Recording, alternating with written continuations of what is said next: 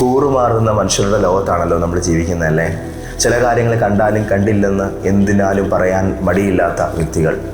അതിൻ്റെ പേരിൽ നീതി നിഷേധിക്കപ്പെടുന്നുണ്ട് ചിലർക്ക്. അതിൻ്റെ പേരിൽ സങ്കടങ്ങൾ ഉണങ്ങുന്നില്ല ചിലരുടെ ജീവിതത്തിൽ. പക്ഷേ നമ്മുടെ കർത്താവായ യേശുവിനെ സംബന്ധിച്ചിടത്തോളം അവിടുന്ന് ജീവിതത്തിൻ്റെ അന്ത്യനേരം, അതായത് തൻ്റെ ക്രൂശുമരണത്തിൻ്റെ സമയത്ത് പോലും നമ്മളോട് കൂറ് കാണിച്ച ഒരാളായിട്ട് നമുക്ക് യേശുവിനെ മനസ്സിലാക്കാൻ പറ്റുന്നുണ്ട്, കാണാൻ പറ്റുന്നുണ്ട്. യേശുവിനെ ഞാൻ ആരാധിക്കുന്നതിൻ്റെ ഏറ്റവും പ്രധാനപ്പെട്ട കാരണം യേശുവിൻ്റെ ശക്തിയല്ല, യേശുവിൻ്റെ സ്നേഹമാണ്. കാരണം യേശു എന്നെ തോൽപ്പിച്ചത് തൻ്റെ ബലിഷ്ഠമായ കൈകൾ കൊണ്ടല്ല, തൻ്റെ ക്രൂശിലെ തുളയ്ക്കപ്പെട്ട കൈകളാലാണ്. ആ തിരുക്കരം, അതിൻ്റെ ശ്രേഷ്ഠത, യേശുവിൻ്റെ ആർദ്രതാ മനോഭാവം, യേശു എന്ന നല്ല വ്യക്തിയിൽ കാണുന്ന തൻ്റെ ആ വ്യക്തിത്വ ഗുണം, അതിലെ ഏറ്റവും വിശ്വസ്തതയുടെ പര്യായം, അത് കണ്ടാൽ നമുക്കൊരിക്കലും ദൈവസന്നിധി വിട്ട് ഓടാൻ തോന്നുകയില്ല. ഒത്തിരി കുറവുകളും ഒരുപാട് പ്രശ്നങ്ങളുമൊക്കെ ജീവിതത്തിൽ വരുന്ന നേരത്തും ഒരുപാട് പാളിച്ചകളും പരാജയങ്ങളും ഉണ്ടാകുന്ന സമയത്തും നീ എൻ്റെ പൊന്നല്ലേ എന്ന് പറഞ്ഞ് നമ്മളെ ചേർത്ത് പിടിക്കാനും നമ്മുടെ കുറവുകൾക്ക് അതീതമായി നമ്മളെ നിറവിലേക്ക് കൊണ്ടുവരാനും ഒരമ്മയുടെ മനസ്സെന്ന പോലെ ഒരു കുഞ്ഞിനെ പരിചരിക്കുന്ന മാതൃഹൃദയത്തോടും ഒരു കുഞ്ഞിനെ തലോടുന്ന ഒരു വാത്സല്യത്തോടെ നോക്കുന്ന ഒരു പിതൃതുല്യമായിരിക്കുന്ന വാത്സല്യ ഹൃദയത്തോടും നമ്മളെ ചേർത്ത് പിടിക്കുന്ന അരുമനാഥനായി നമ്മുടെ കർത്താവിനെ നമുക്ക് കാണാൻ കഴിയുന്നു. ഇന്നത്തെ ദൂത് നിങ്ങളുടെ ജീവിതത്തിൽ ഒരു മഹാസംഭവം തന്നെ ആയിരിക്കും. കാരണം ഇന്ന് വരെ നിങ്ങൾ അനുഭവിച്ച യേശു എന്ന മഹാനാഥൻ്റെ ജീവിതത്തെ കൂടുതൽ നിങ്ങളുടെ മുമ്പിലേക്ക് പരിശുദ്ധാത്മാവ് തുറക്കുന്നൊരു വാതിലാണ് ഇന്നത്തെ ശുശ്രൂഷ. നിങ്ങൾ എൻ്റെ മുമ്പിൽ ഇന്ന് തരുന്ന ഈ സമയം നിങ്ങൾക്ക് ഒരിക്കലും മിസ്സല്ല, വേസ്റ്റ് ആകില്ല. നിങ്ങൾക്ക് ഈ ഒരു സമയം നിങ്ങളുടെ ജീവിതത്തിൽ, നിങ്ങളുടെ മുഴുവൻ ലൈഫിലും നിങ്ങൾക്ക് ഓർമ്മിക്കാൻ കഴിയുന്ന, നിങ്ങൾക്ക് ബെനിഫിറ്റ് ആകുന്ന ശ്രേഷ്ഠമായ കുറച്ച് നിമിഷങ്ങളാണ് നമ്മളിവിടെ പരിശുദ്ധാത്മാവിനാൽ ഒരുക്കിയിരിക്കുന്നത്. ദൈവത്തിൻ്റെ ആത്മാവ് നമ്മളെ വിളിക്കുന്നു ഇന്നത്തെ ദൂത് കേൾക്കാൻ. എല്ലാവർക്കും ഇന്നത്തെ ഈ പ്രവചന ദൂതിൻ്റെ പുതിയ അധ്യായത്തിലേക്ക് കർത്താവായ യേശു ക്രിസ്തുവിൻ്റെ ശ്രേഷ്ഠമേറിയ നാമത്തിൽ സന്തോഷത്തോടെ സ്നേഹവന്ദനം. വെളിപ്പാട് പുസ്തകം 1-ാം അധ്യായത്തിൻ്റെ 5-ാമത്തെ വചനം. വിശ്വസ്ത സാക്ഷിയും മരിച്ചവരിൽ ആദിജാതനും ഭൂരാജാക്കന്മാർക്ക് അധിപതിയുമായ യേശു ക്രിസ്തുവിൽ നിന്നും നിങ്ങൾക്ക് കൃപയും സമാധാനവും ഉണ്ടാകട്ടെ. ദൈവത്തിൻ്റെ പരിശുദ്ധമായിരിക്കുന്ന തിരുവെഴുത്തിൽ നമ്മുടെ വാഴ്ത്തപ്പെട്ട കർത്താവായ യേശു ക്രിസ്തുവിന് നൽകിയിരിക്കുന്ന ഒട്ടനവധി വിശദീകരണങ്ങൾ, ഉപമകൾ, മഹിമാവർണ്ണനങ്ങൾ നമുക്ക് കാണാൻ കഴിയും. എന്നാൽ നമ്മുടെ വാഴ്ത്തപ്പെട്ട കർത്താവിൻ്റെ പദവിയെ വിശദീകരിക്കുന്ന നിരവധിയായിരിക്കുന്ന താക്കോൽ വചനങ്ങളും നമുക്ക് ഈ പരിശുദ്ധ വചനത്തിൽ കാണാൻ കഴിയുന്നുണ്ട്. എന്നാൽ ഇതിൻ്റെ എല്ലാം കൂടെ ഒരു ക്രോഡീകരണമായി വിശുദ്ധ തിരുവെഴുത്തിൽ, വെളിപ്പാട് പുസ്തകത്തിൽ നമ്മുടെ വാഴ്ത്തപ്പെട്ട കർത്താവിൻ്റെ ശ്രേഷ്ഠ വർണ്ണനകൾ വിവിധ നിലകളിലായി എഴുതപ്പെട്ടിട്ടുണ്ട്. നമ്മുടെ യേശു എല്ലാ ശ്രേഷ്ഠതകളുടെയും പരമോന്നത അവസ്ഥയിൽ വാഴുന്നവനാണ്. നമ്മുടെ കർത്താവായ യേശു സകല ഔന്നിത്യങ്ങളുടെയും പൂർണ്ണതയാണ്. നമ്മുടെ കർത്താവായ യേശു എല്ലാ ഉയർച്ചകൾക്കും മീതെ ഉള്ളവനാണ്. നമ്മുടെ കർത്താവായ യേശു സകല അധികാരങ്ങൾക്കും മീതെ വാഴുന്ന പരമാധികാരിയാണ്. അവിടുന്ന് വെറും രാജാവല്ല, രാജാതിരാജാവാണ്. എല്ലാവരും ഇന്ന് രാവിലെ ഒന്ന് പറഞ്ഞേ, എൻ്റെ യേശു രാജാതിരാജാവാണ്. എൻ്റെ യേശു കർത്താക്കന്മാരുടെ കർത്താവായതിനാൽ അവിടുന്ന് കർത്താതി കർത്താവാണ്. അവിടുന്ന് നേതാക്കളുടെ നേതാവാണ്. അതുകൊണ്ട് അവിടുന്ന് നേതാക്കന്മാരുടെ നേതാവ് തന്നെയാണ്. യേശുവിൻ്റെ ഈ മഹിമയുടെ ശ്രേഷ്ഠതയുടെ വർണ്ണനകളിൽ ഒരു വാക്കിവിടെ കൊടുത്തിരിക്കുന്നു: വിശ്വസ്തനായിരിക്കുന്ന സാക്ഷി. യേശു വിശ്വസ്ത സാക്ഷിയായിരിക്കുന്നത് ആർക്കാണ്? അല്ലെങ്കിൽ എന്തുകൊണ്ടാണ് യേശുവിന് വിശ്വസ്ത സാക്ഷി എന്ന് പറയുന്നത്?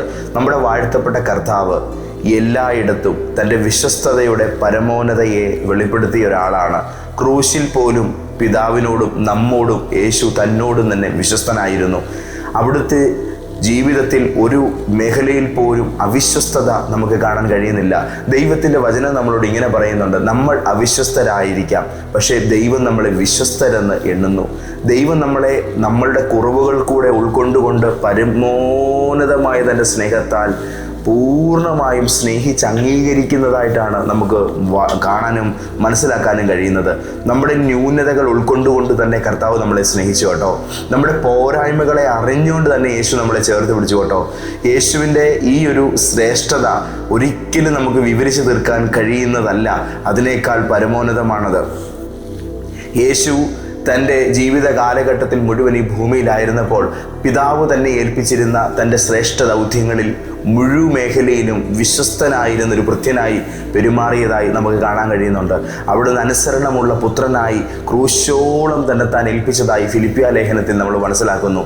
യേശു തൻ്റെ സ്നേഹിതരും തൻ്റെ ശിഷ്യന്മാരും തൻ്റെ പ്രിയപ്പെട്ടവരുമായിരുന്ന എല്ലാവരോടും പെരുമാറിയ ജീവിത പെരുമാറ്റ രീതികൾ നമുക്ക് ദൈവത്തിൽ കാണാൻ കഴിയുന്നുണ്ട്. യേശു തൻ്റെ ശത്രുക്കളോട് പെരുമാറിയ രീതി നമുക്ക് കാണാൻ കഴിയുന്നുണ്ട്. യേശു മനുഷ്യർ അറപ്പോടെ നോക്കുന്ന രോഗം പിടിച്ച വ്യക്തികളോട് പെരുമാറുന്ന രീതി നമുക്ക് കാണാൻ കഴിയുന്നുണ്ട്. എല്ലായിടത്തും യേശു എന്ന് പറയുന്ന വ്യക്തിയുടെ പ്രവൃത്തിയും പെരുമാറ്റവും ശ്രേഷ്ഠതകളുടെ പരമകാഷ്ഠയിലാണ് നിലനിൽക്കുന്നത്. അതിൻ്റെ ഏറ്റവും വലിയ ശോഭിത അവസ്ഥയിലാണ് അത് വെളിപ്പെട്ടു വരുന്നത്. ഭൂമിയിൽ മറ്റൊരാൾക്കും മാതൃകയാക്കാൻ കഴിയുന്ന, എന്നാൽ എത്രമാത്രം ഒരു മനുഷ്യൻ തൻ്റെ ജീവിതത്തിൽ ശ്രദ്ധാപൂർവം അനുകരിക്കാൻ ശ്രമിച്ചാലും പരിശുദ്ധാത്മ ശക്തിയിലല്ലാതെ അനുകരിച്ച് തികയ്ക്കാൻ കഴിയാത്ത വിധമുള്ള പൂർണ്ണതയുള്ളതായ ഒരു മനുഷ്യത്വത്തിൻ്റെ, പൂർണ്ണതയുള്ളതായ ഒരു സ്നേഹത്തിൻ്റെ, പൂർണ്ണതയുള്ളതായ ഒരു ദയയുടെ, പൂർണ്ണതയുള്ളതായ കരുണയുടെ ആൾരൂപമായിട്ടാണ് നമുക്ക് നമ്മുടെ കർത്താവിനെ കാണാൻ കഴിയുന്നത്. ഇന്ന് രാവിലെ ദൈവത്തിൻ്റെ വചനം കേൾക്കുന്ന കർത്താവിൻ്റെ പ്രിയപ്പെട്ട കുഞ്ഞെ, നിന്നോട് വളരെ സ്നേഹത്തോടുകൂടെ ഞാൻ പറയട്ടെ, നിങ്ങളുടെ ജീവിതത്തിൽ എന്തെല്ലാം ഭാരങ്ങളോ പരാജയങ്ങളോ വേദനകളോ ഒറ്റപ്പെടലുകളോ ഒന്നുകൂടെ കടന്നു പറഞ്ഞാൽ നിങ്ങളുടെ ജീവിതത്തിൽ അറപ്പോടെ മാത്രം പറയാൻ കഴിയുന്ന ചില മേഖലകൾ പോലും ഉണ്ടായേക്കാം. പക്ഷേ കർത്താവ് നമ്മളെ സ്നേഹത്തോടുകൂടെ പരിചരിക്കുവാൻ, കരുണയോടുകൂടെ നമ്മളെ ശുശ്രൂഷിക്കുവാൻ, ദയയോടുകൂടെ നമ്മളോട് പെരുമാറുവാൻ സന്നദ്ധനായിട്ട് ഇന്ന് രാവിലെ നിൽക്കുന്നു.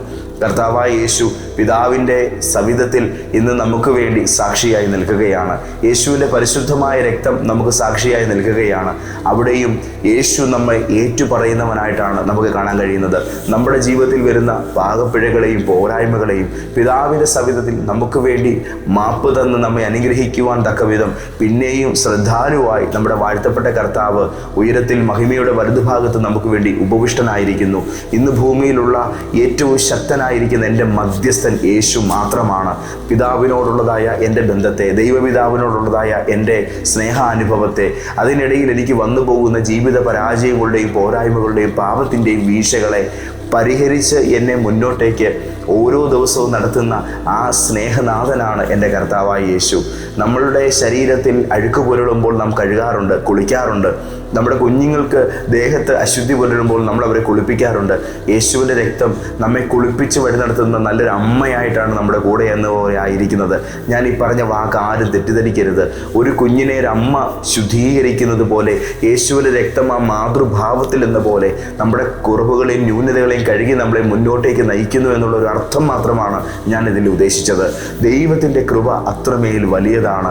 നമ്മെ പോരായ്മകളുടെ ഇടയിൽ നിന്നും തൻ്റെ പൂർണ്ണതയുടെ നിറവിൻ്റെ ശ്രേഷ്ഠതകൾ പകർന്ന് നമ്മെ മുന്നോട്ടേക്ക് കർത്താവിൻ്റെ ഈ സ്നേഹം നയിക്കുകയാണ്. അപ്പോൾ യേശു പിതാവിൻ്റെ സന്നിധിയിലും നമുക്ക് വിശ്വസ്ത സാക്ഷിയാണ്. യേശു നമ്മുടെ മനസ്സാക്ഷിയുടെ മുമ്പിൽ താൻ ക്രൂശിൽ ചെയ്തതായ നമുക്ക് വേണ്ടിയുള്ളതായ പാപപരിഹാരത്തിൻ്റെ നീതി പ്രവർത്തികളാൽ നമുക്ക് വേണ്ടി ശ്രേഷ്ഠതയുടെ സാക്ഷിയായി നിലകൊള്ളുകയാണ്.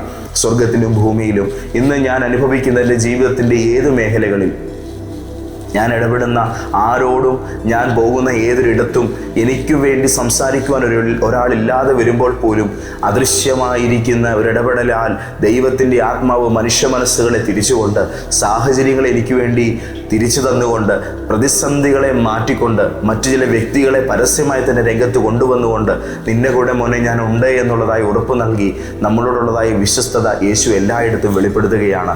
91-ാം സങ്കീർത്തനത്തിൽ നമ്മുടെ വാഴ്ത്തപ്പെട്ട കർത്താവിൻ്റെ ശ്രേഷ്ഠതയെക്കുറിച്ച് പാടുമ്പോൾ വിശുദ്ധനായിരിക്കുന്ന മോശ ഇങ്ങനെ ഒരു വാക്ക് പറഞ്ഞിട്ടുണ്ട്: അവിടുത്തെ വിശ്വസ്തത നിനക്ക് പരിചയം പലകയുമാണ് എന്ന്. ആത്മാവിൻ്റെ ശ്രേഷ്ഠതയേറിയ ഈ ഫലങ്ങളാൽ നിറയപ്പെട്ട ലോകത്തിലെ ഏറ്റവും വലിയ പൂർണ്ണനായ വ്യക്തി നമ്മുടെ വാഴ്ത്തപ്പെട്ട കർത്താവ് മാത്രമാണ്. എന്നാൽ യേശുവിൻ്റെ ഈ ഒരു വിശ്വസ്തത നമ്മുടെ ജീവിതത്തിലേക്ക് കണക്കിടപ്പെടുന്നു എന്നതാണ് കൃപ എന്ന് പറയുന്നത്. യേശുവിൻ്റെ ഈ ഒരു വിശ്വസ്തതയാൽ നമ്മളും ദൈവസന്നിധിയിൽ വിശ്വസ്തതയുടെ പ്രതിഫലം വാങ്ങുവാൻ തക്കവിധം യോഗ്യത പ്രാപിച്ചിരിക്കുന്നു എന്നുള്ളതാണ് ദൈവത്തിൻ്റെ വചനം നമുക്ക് നൽകുന്ന ശ്രേഷ്ഠ സൗഭാഗ്യം എന്ന് പറയുന്നത്. യേശു വിശ്വസ്തനായിരിക്കുന്ന സാക്ഷിയാണ്. ഒരിക്കലും കർത്താവിൻ്റെ ഭാഗത്തു നിന്ന് ഒരു അവിശ്വസ്തതയും ഉണ്ടാകത്തില്ല. നിങ്ങൾ പ്രാർത്ഥിക്കുന്ന വിഷയങ്ങളിൽ, നിങ്ങൾ കേട്ട വാഗ്ദത്തങ്ങളിൽ, നിങ്ങൾ ഉറപ്പിച്ചിരിക്കുന്ന നിങ്ങളുടെ വിശ്വാസ ബോധ്യങ്ങളിൽ, ദൈവത്തിൻ്റെ കുഞ്ഞെ, കർത്താവിൻ്റെ പ്രിയ പൈതലേ, ദൈവത്തിൻ്റെ പക്കൽ നിന്നും നിങ്ങൾക്ക് വിശ്വസ്തമായിരിക്കുന്ന ഇടപെടൽ തന്നെ ഉണ്ടാകും.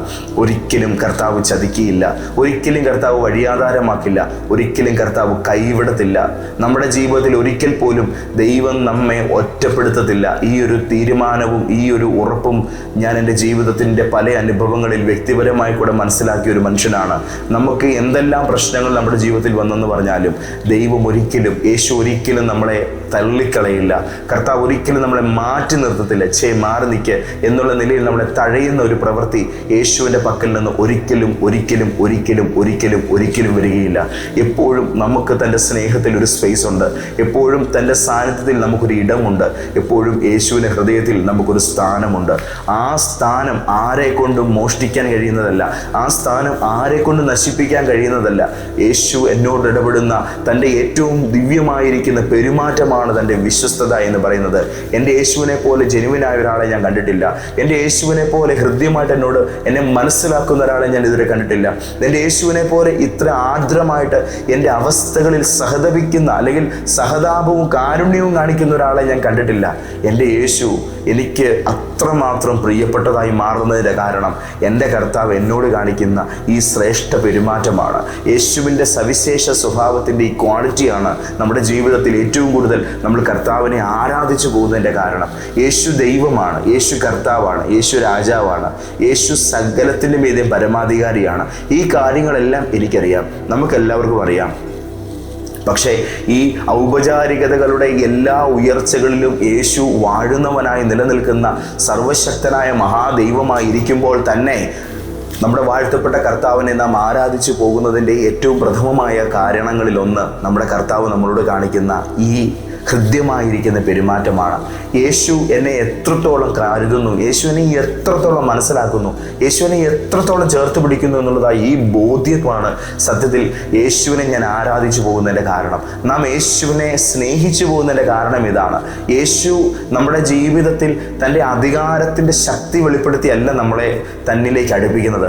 യേശു ഏറ്റവും ദുർബലനായിട്ട് വന്ന് ക്രൂശിൻ്റെ വേദനകളിലൂടെ കടന്നുപോയി, ക്രൂശിൻ്റെ തിക്താനുഭവങ്ങളിലൂടെ സഞ്ചരിച്ച്, ക്രൂശിൻ്റെ നിരാശകളെയും നിന്ദകളെയും തൻ്റെ സ്വന്തമാക്കി ഏറ്റെടുത്തുകൊണ്ട്, കൈവിടപ്പെട്ടൊരുവനെ പോലെ ക്രൂശിൻ്റെ കൂരിരുട്ടിൽ തൂങ്ങിക്കൊണ്ട്, സ്വന്തം അമ്മയുടെയും പെങ്ങന്മാരുടെയും മുമ്പിൽ ഉടുതുണി പോലുമില്ലാതെ വിവസ്ത്രനായി കിടന്നുകൊണ്ട്, അവഹേളനത്തിൻ്റെ അങ്ങേയറ്റവും സഹിച്ച് നമ്മളോടുള്ള തൻ്റെ സ്നേഹത്തിൻ്റെ തീവ്രത വെളിപ്പെടുത്തിയതിനാലാണ് യേശുവിൻ്റെ സ്നേഹം നമ്മെ തോൽപ്പിക്കുന്നത്. യേശുവിൻ്റെ ഈ സ്നേഹത്തിന് മുമ്പിലാണ് നമ്മൾ തോറ്റുപോകുന്നത്. നമുക്ക് ബലവാനായിരിക്കുന്ന ദൈവത്തിൻ്റെ ഏറ്റവും വലിപ്പമുള്ള കരത്തോടൊരു ഒരു വീരാരാധനയുണ്ട്. എന്നാൽ യേശുവിൻ്റെ നമുക്ക് വേണ്ടി തുളയ്ക്കപ്പെട്ട ആ തൃക്കരങ്ങളോട് നമുക്ക് കണ്ണീർ പ്രണാമങ്ങളോടുകൂടിയ ഒരു ആരാധനയും സ്നേഹത്തിൻ്റെ തീവ്രതയുമാണുള്ളത്.